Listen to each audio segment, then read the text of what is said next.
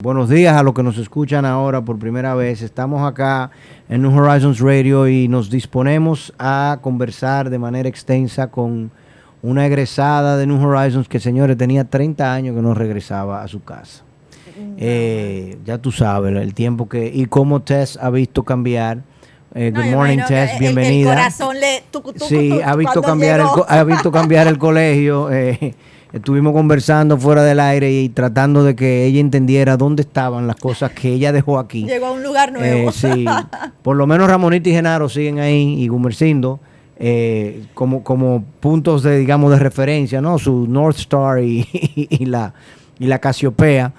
Pero tú no has mencionado, Ana, los muchachos que están compitiendo en informática, háblame de esa parte antes de que pasemos con Tess. No, definitivamente, o propicio incluso hablar de Orgullo New Horizons y hacerlo también, pues compartiendo los detalles de la competencia de la mundial de informática, en la que dos de nuestros alumnos pues han estado dando la pelea durante esta semana. Ya lo habíamos anunciado, Yair Rafael Santana Benzán, que sabemos que ganó primer lugar en las Olimpiadas locales de informática y que obviamente eso plata. Y plata en la Iberoamericana. En la Iberoamericana, gracias. Y que eso obviamente le garantizó un lugar en estas Olimpiadas, en las mundiales de informática, y que junto a Iraira Rivera, también una alumna de 10º grado, y Yair en 11, pues han estado en esta competencia internacional,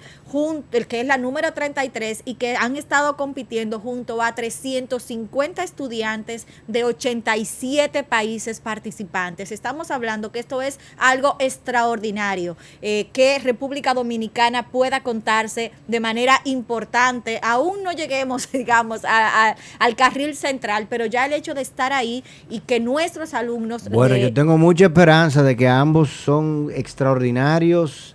Se han preparado muy bien. Sin duda. Clasificaron. Yair ya obtuvo medalla de plata. Está entre los mejores 20 de toda Iberoamérica, incluyendo España y Portugal. Entonces ahí están Yair y Iraira en esa foto. Ese es nuestro equipo de informática, donde inclusive ahí hay egresados que colaboran y participan en el entrenamiento de todos nuestros alumnos que participan en la competencia informática, y el bendito cover ya tiene 2 años tumbándome el viaje a Singapur a la competencia. O sea que tuvimos que hacerla de nuevo virtual.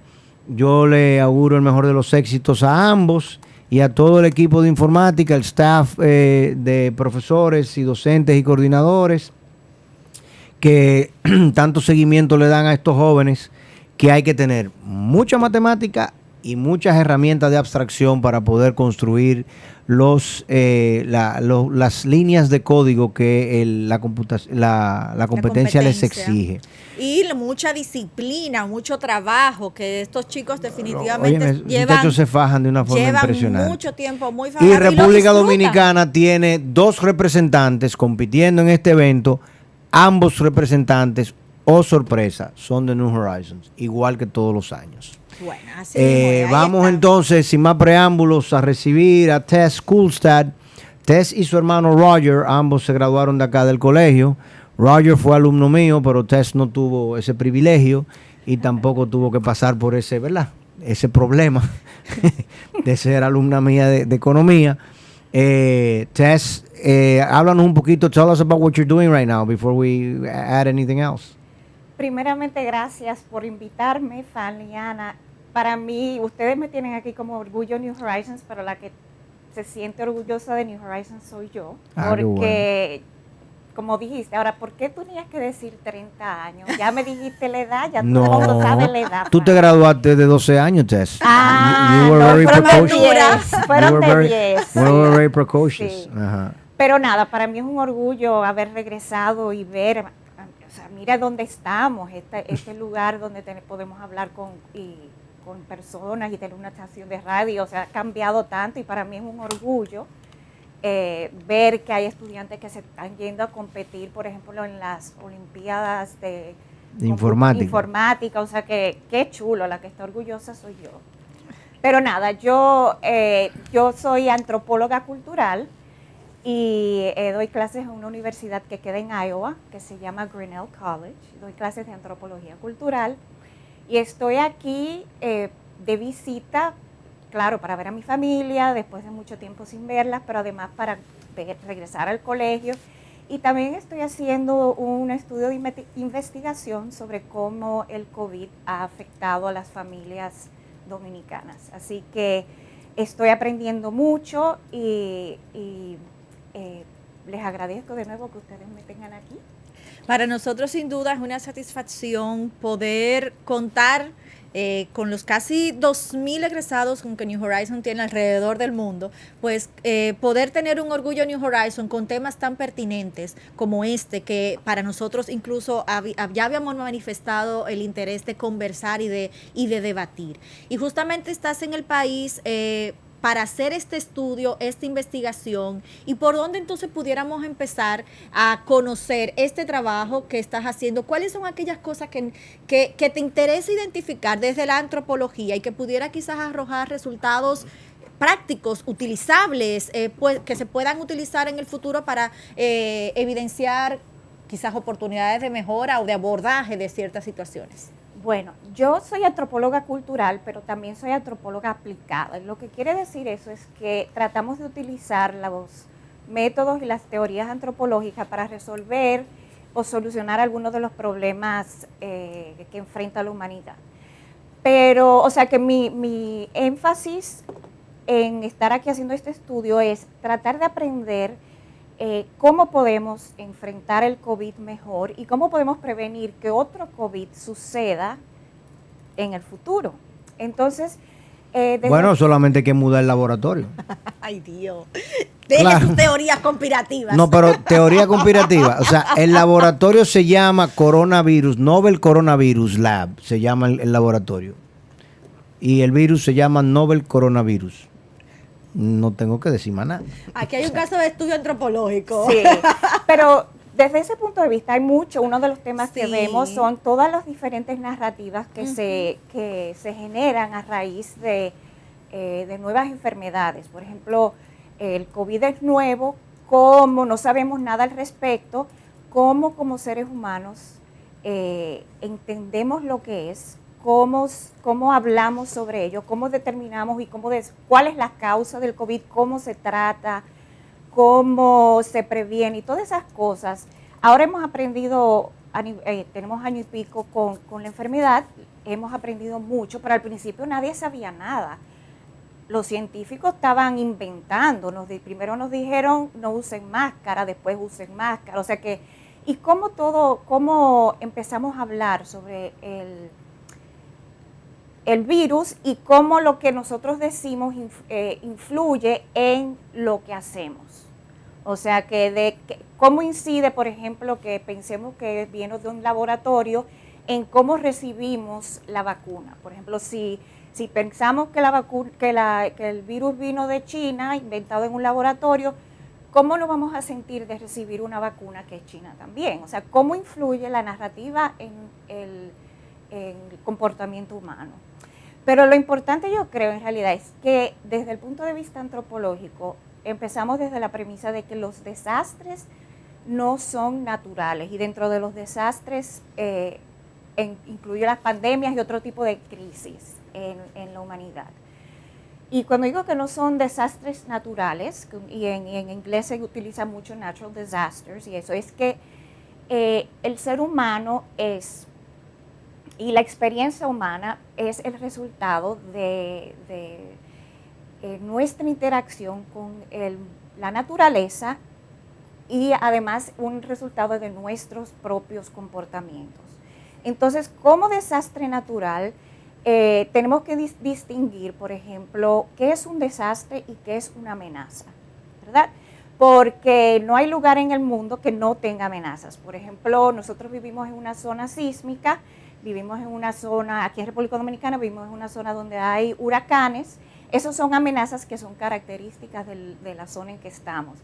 Sin embargo, hay veces que tiembla la tierra, hay muchas veces que hay huracanes y no necesariamente se convierten en desastres.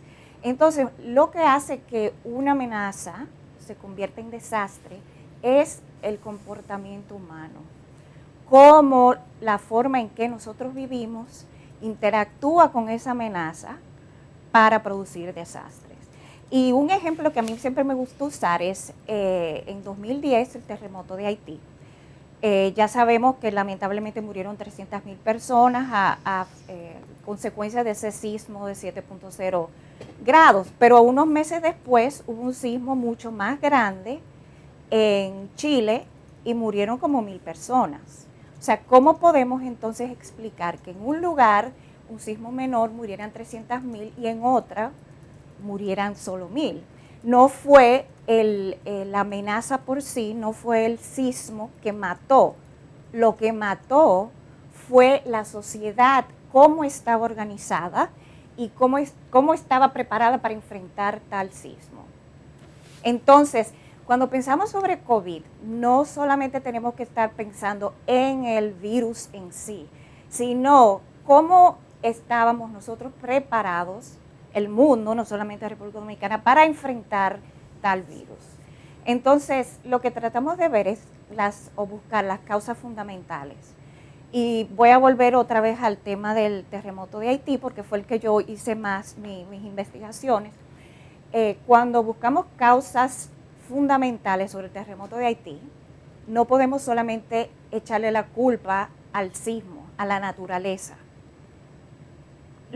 Porque la naturaleza en realidad no es la que tiene la culpa, porque en Chile no se murieron mucha gente. Claro. Quien tiene la culpa ni es Japón. la sociedad, cómo estaba organizada para enfrentar un sismo de 7.0. O sea, y vemos eso en el manejo ahora del tema de la pandemia, como países como la India, que incluso tienen laboratorios de la vacuna, tienen un alto porcentaje de víctimas fatales, versus otros países, por ejemplo, incluso de Latinoamérica, que tienen otros presupuestos y estructuras muy pobres comparadas con, y las víctimas son mucho menores. Claro.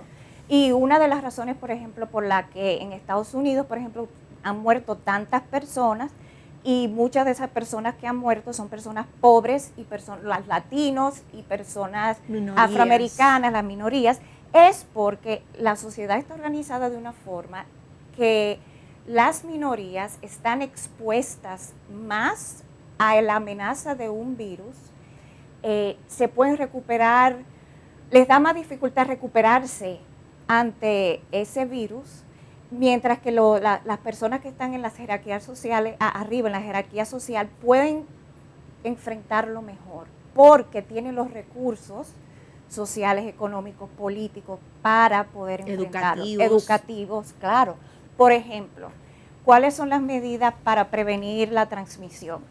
Social distancing y máscaras, etcétera. Entonces, ¿cómo tú puedes hacer social distancing cuando tú vives en una casa que compartes con 3 familias porque eres un indocumentado y trabajas, por ejemplo, en Iowa, que hay muchos que trabajan en cornfields. Bueno, no tanto ahí en meat processing. Meat processing plant, sí, eso ha sido terrible. Sí, entonces, si tú tienes que ir a trabajar obligado porque eres considerado un essential worker o tú necesitas trabajar porque si no tu familia no come, claro, tú no tienes la libertad de decir, yo no voy, yo me quedo en casa, yo estoy obligada a ir a trabajar pegadita de la otra persona y me voy a contagiar. Soy indocumentada, entonces me contagio, número 1. Soy indocumentada, me da miedo ir al hospital. ¿Por qué? Porque me pueden deportar. No, las informaciones no las recibo en español, las recibo en inglés. Entonces yo estoy menos informada que los otros.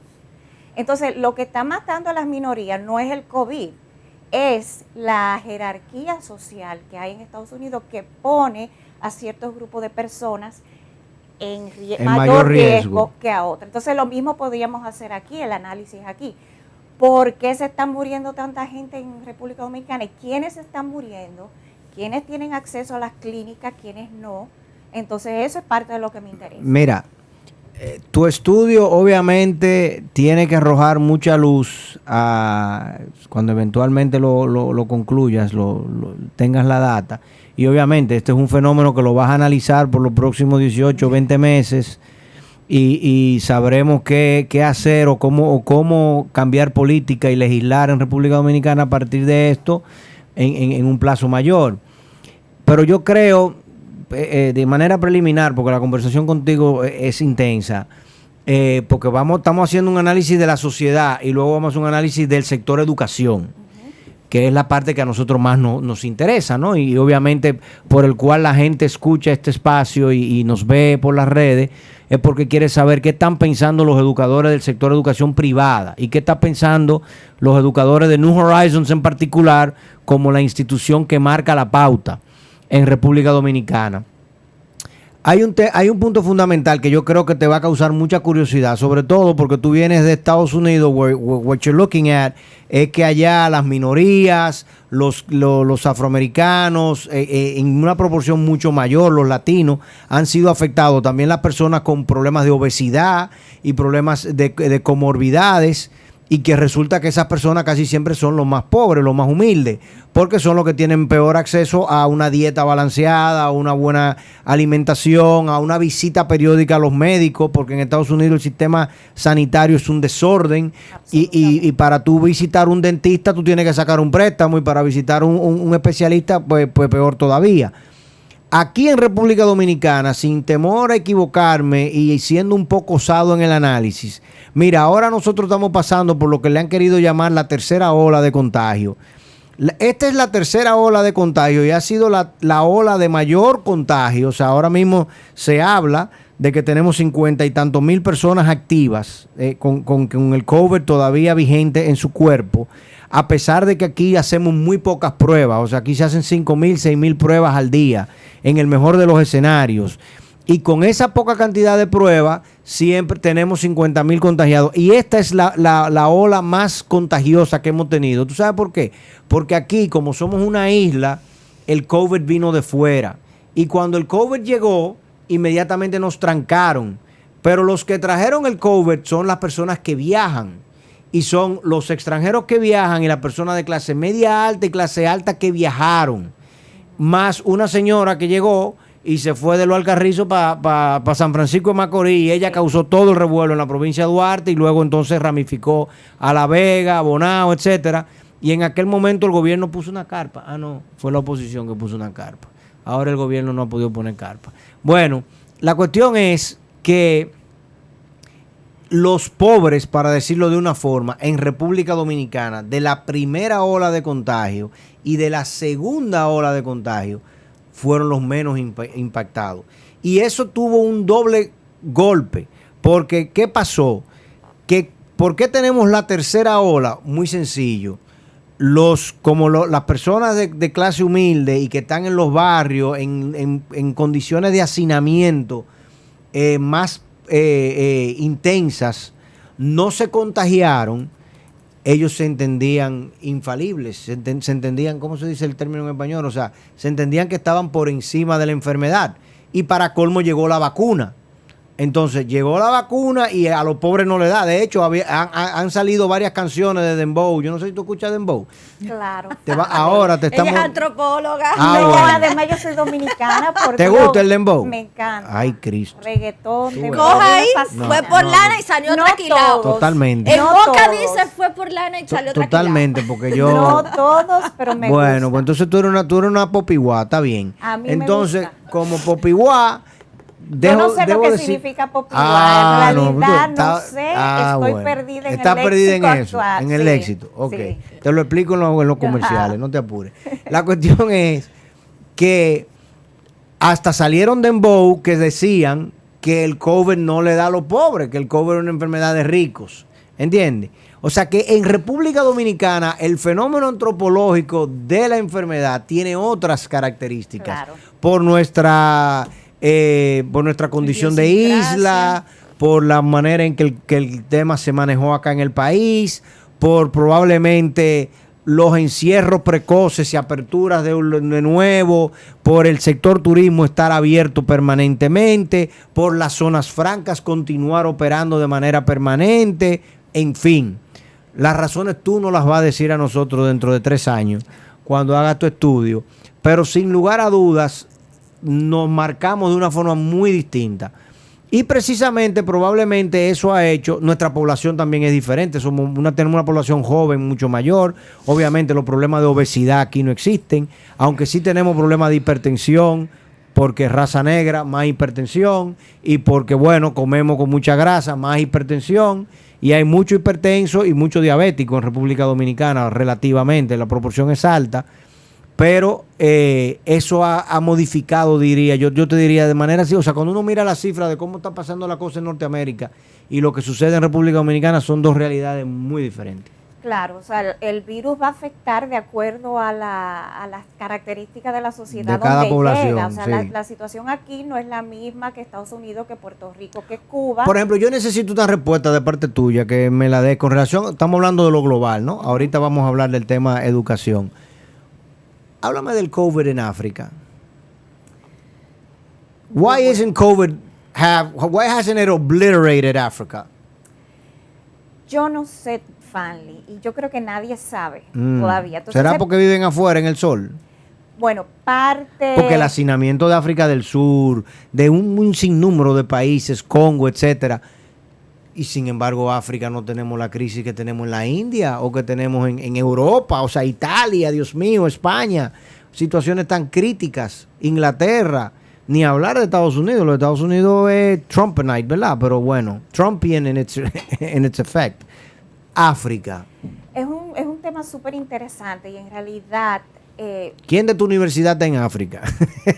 Hay algunos, pero tú sabes que lo interesante y lo difícil de tratar de entender lo que está sucediendo, por ejemplo, en un sitio como África, es que esto es tan nuevo y estamos cada día aprendiendo más sobre cómo afecta el virus a diferentes poblaciones, a diferentes grupos de personas, como mismo tú decías que aquí no es lo mismo que en Estados Unidos, que en otros sitios, que todavía no podemos decir exactamente por qué el virus o la pandemia afecta a un lugar distinto a otro. Ahora, yo me atrevería a decir que parte yo diría que algo tiene que ver la cultura. No sé, África es un continente tan diverso que es muy difícil y no me gusta como generalizar, porque, por ejemplo, Egipto sí, obviamente, África, obviamente. O sea, no sé, es tan grande que es muy difícil generalizar. Por algún motivo la gente lo encasilla todo en una sola cosa. Sí, exacto. Pero ciertamente el fenómeno de África, ¿no? I know it's beyond the scope of the research you're doing, pero en general es digno de estudio con relación a esta enfermedad. Porque no podemos decir que porque sean de raza negra, porque tal y como tú dices, África tiene personas que son musulmanes, que son de origen arábico, etcétera, etcétera. Suráfrica tiene también poblaciones blancas en minoría, pero existen. Y obviamente en Estados Unidos la población negra ha sido afectada significativamente, en Latinoamérica también, nosotros acá en República Dominicana, en Haití, etcétera. Pero el fenómeno, yo no sé si es la falta de data. Eso es lo que yo creo que es un factor súper Probablemente, importante, ¿no? Claro. que no sabemos. O sea, puede Sí. ser que hayan... ¿Cómo pasa aquí? O sea, aquí nosotros sabemos que te dice que se han hecho ¿cuántas? 300,000 pruebas, 320,000 pruebas. No hemos llegado a 320,000 pruebas. ¿Cuánto es actualmente? 320,136. Fallé por 100, excúsame. 320,100 pruebas se han hecho en República Dominicana y de esas hemos tenido, 320,000 positivos. Total registrados. De prueba. Uh-huh. No, total registrado, eso es positivo. Sí. Correcto. Hemos tenido 320,000 personas positivas a lo largo de estos 16 meses de epidemia acá en República Dominicana, pero sabemos que no, que en realidad hemos tenido 3 millones. Lo que pasa es que el resto ha pasado asintomático y nunca se hizo la prueba. Tú sabes que estos fenómenos son tan complejos y de nuevo te digo que es una interacción entre el ser humano, la naturaleza y la sociedad. Entonces, tú mismo decías, por ejemplo, que aquí el hecho de que somos un país turístico, la economía de este país influye en cómo se haya manejado o cómo haya afectado la pandemia a las personas. Por ejemplo, si hay un país que no es turístico versus uno que es, yo diría que la pandemia lo va a afectar de una forma distinta. Y eso mismo que tú dijiste hace un rato, que a los turistas no se les está pidiendo prueba. Yo vine hace una semana y pico y a mí no se me pidió ninguna prueba para entrar al país. No, ni se te va a pedir. No. Porque Entonces, nosotros no podemos tocar eso ni con el pétalo de una rosa, no importa cuánto COVID tú traigas. Entonces los intereses económicos y políticos son los que están determinando que el COVID Totalmente. Se esté desenvolviendo de como está. Pero de una ahora. manera garrafal, ¿entiendes? Exacto, no es el Precisamente, virus. no, y es muy interesante porque países que realmente dependen más del turismo que nosotros, por ejemplo Jamaica cerró. Jamaica cerró y cerró tajantemente. Y Jamaica sí que vive del turismo, más que República Dominicana, porque cuando tú buscas la proporción del PIB que representa el turismo para los jamaiquinos es absolutamente mayor, creo 4 o 5 veces superior a lo que es en República Dominicana. Y Jamaica cerró el tema turismo. Todavía ahora, hasta los jamaiquinos que viven en Estados Unidos tienen grandes dificultades para regresar a Jamaica. ¿Cómo ha ido el COVID en Jamaica? Entonces hay otros factores, hay que ver, por ejemplo, cuáles son las alianzas del presidente, de los presidentes, claro. Cuáles son las presiones, quiénes le han dado dinero para su campaña, o sea, cuáles son esas relaciones. Si yo tengo mucha presión, recibo mucha presión del sector turístico, yo me veo obligada a abrir. Entonces, nuevamente te repito, que no es el virus que está determinando las muertes y las enfermedades. Lo que está determinando las muertes son las políticas, la economía, la cultura, un montón de cosas. Entonces, como antropólogos, queremos saber cuáles son esos factores para identificarlos, poder solucionarlos y poder no necesariamente ponerle una curita al problema, sino poder decir, ok, la causa fundamental de lo que ha pasado es esta, es que el turismo se le da mucha importancia aquí. Claro, y me decían el otro día, estaba con un amigo que es cantante y me dice que al turista lo dejan entrar sin problema, pero a mí no me dejan no me abren los bares para yo poder cantar. Nosotros estamos, él no usó esta palabra, pero nosotros tenemos problemas ahora, no estamos comiendo, la gente en el arte se está muriendo. Correcto. Pero entonces lo que sucede es entonces que el gobierno le da más importancia a un sector que a otro. Hay que ver entonces cuál es la intención, ¿verdad?, detrás de todo. Necesitamos un presidente artista entonces. Bueno, nosotros por el día de hoy nos vamos a despedir, pero esta conversación con Tess continúa y tenemos que seguir analizando cuáles son estas dimensiones sociales y culturales, por lo que le extendemos la invitación para que mañana a las 11, una vez más, se conecten con nosotros en directo, donde continuaremos compartiendo pues esta conversación sumamente analizando interesante. El impacto que tendría sobre el sector educación. Así es. Recuerden que estamos en nuestras plataformas digitales. Busquen los videos, compártanlos, súmense a esta gran comunidad, a esta gran familia. Hasta mañana.